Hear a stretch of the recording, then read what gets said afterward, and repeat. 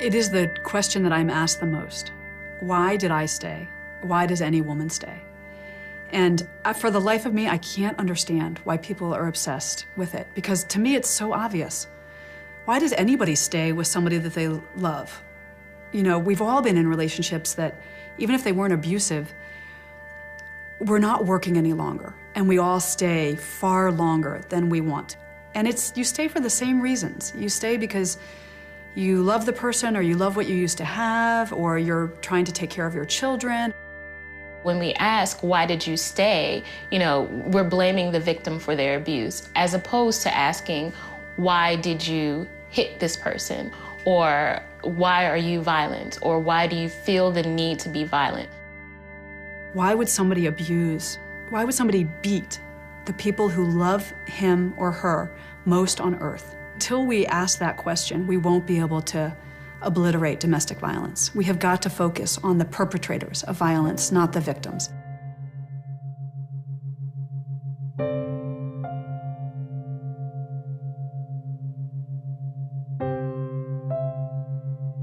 It's cliche, but he really was Prince Charming. He was very kind and sweet and nice. I left what I was doing to come and be with him, and I was alone with him. I didn't have any friends or family in the area. I couldn't find a job, so he paid the bills. And so we got into an argument, and that's the first time that he hit me. He actually threw me up against the wall and started to choke me. And I didn't really understand what was happening, because he was not that person all this time. And so when he finally let me go, I thought it was something I did. You know, I wasn't thinking to run.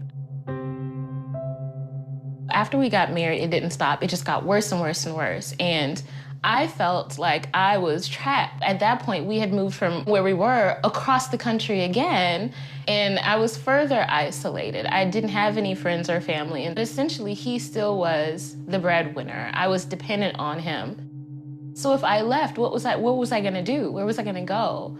You know, how was I gonna take care of myself? I felt like no one would understand, and I felt like no one would care.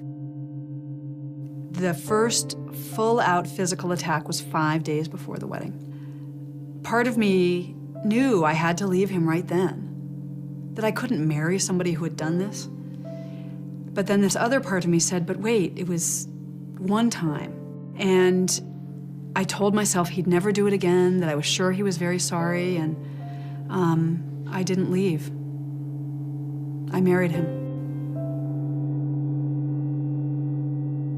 You stayed with this guy. Yeah, I didn't have a choice.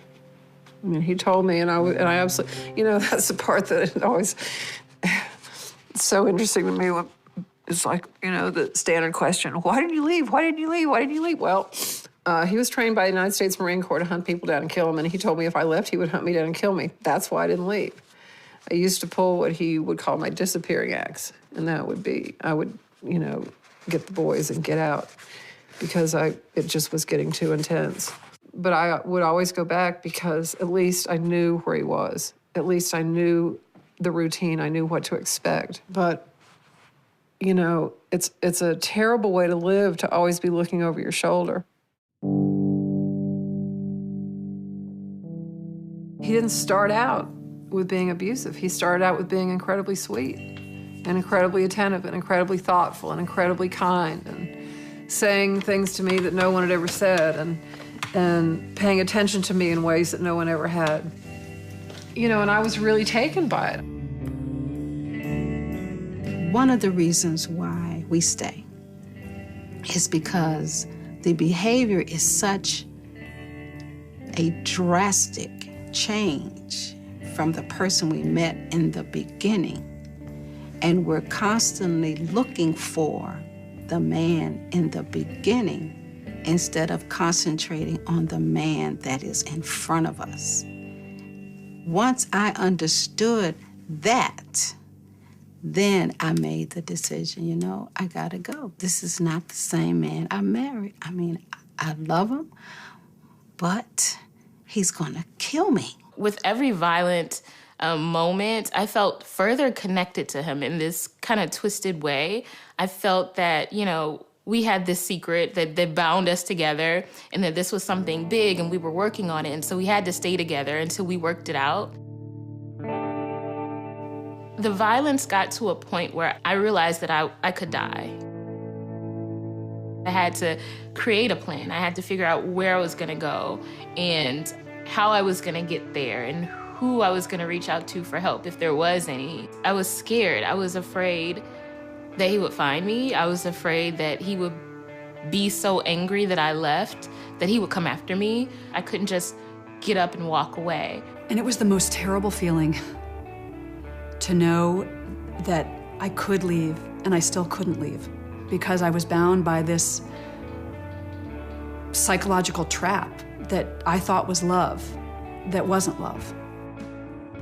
I had so much denial. If you had come to me and said, are you being physically abused? If my doctor had asked me or a best friend, I would have said, no, I'm not being physically abused.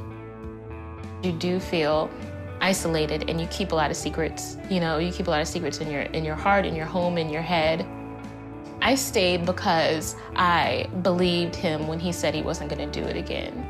I stayed because I didn't have anywhere to go. I didn't have any money. I didn't have access to any resources. I stayed because my religious community convinced me that I couldn't get divorced because God would hate me. I stayed because I loved him.